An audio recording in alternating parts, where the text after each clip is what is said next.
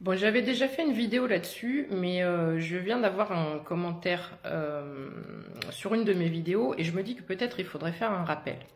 Ça concerne notamment les mamans, qui ait un papa à la maison ou pas, maman célibataire ou pas, tu peux être confronté à ça.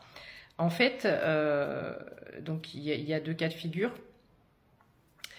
J'avais pris l'exemple de ma sœur qui m'avait appelé en me disant qu'elle savait plus trop où était sa place parce qu'en fait elle faisait le tremplin entre le papa et l'enfant.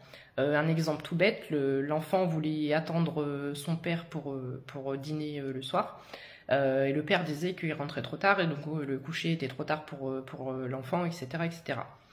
Et en fait, elle était drainée énergétiquement parce que même au niveau de la communication, l'enfant et le papa n'en parlaient pas ensemble et tout passait par elle. Je sais pas si tu me suis, si tu vois où je veux en venir. Et c'est qu'en fait, tu vas prendre énergétiquement des choses qui ne t'appartiennent pas. Et je lui ai dit, écoute, détache-toi de ça. Tu leur dis que voilà, ils discutent, ils s'arrangent entre eux. Et c'est pas que tu n'as pas ton mot à dire, mais énergétiquement parlant, c'est drainant, c'est épuisant.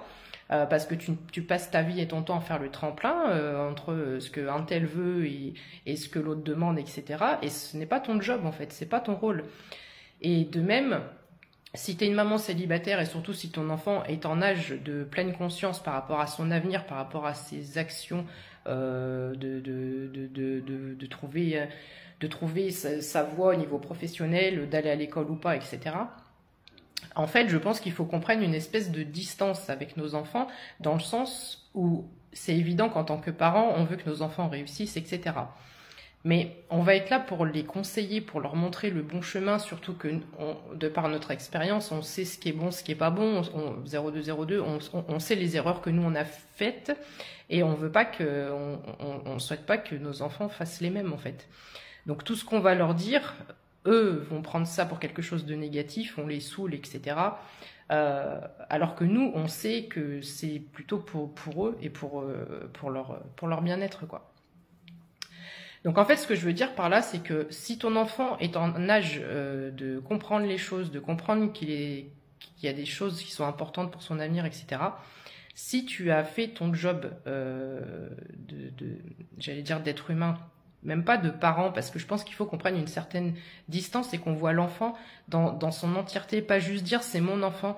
Essayer de voir ton enfant comme si c'était une personne pas une personne, mais un enfant qui n'était pas le tien, que tu ne connaissais pas, pour vraiment ressentir. Je sais pas comment t'expliquer ça. Je crois que quand on est parent, on voit les enfants avec, tu vois, tu dois faire tes devoirs, il y a les droits, les obligations, on est dans le contrôle, on a une certaine pression sur eux parce on les contrôle. Et du coup, je trouve qu'ils n'ont pas ils n'ont pas cette liberté de pouvoir être eux-mêmes dans leur entièreté.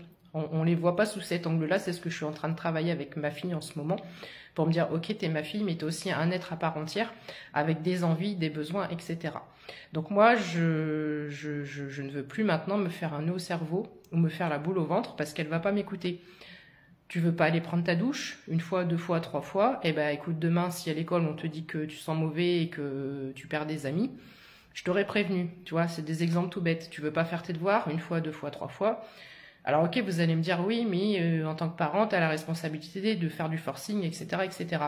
Oui, mais quand ça arrive, je te parle pas de une action à un instant T, tu vois, ou voilà. Je te parle d'un truc qui est récurrent et qui te bouffe de l'énergie, qui te draine, qui te tire vers le bas.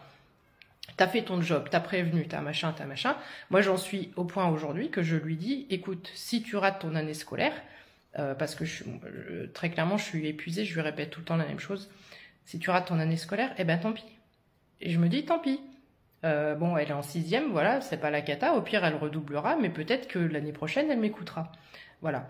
Et en fait, l'idée, c'est de prendre du recul et surtout de ne pas prendre, une fois que tu as fait ta... Je dis bien, je dis pas de délaisser les gosses et tout ça, attention, n'interprétez pas mal ce que je dis.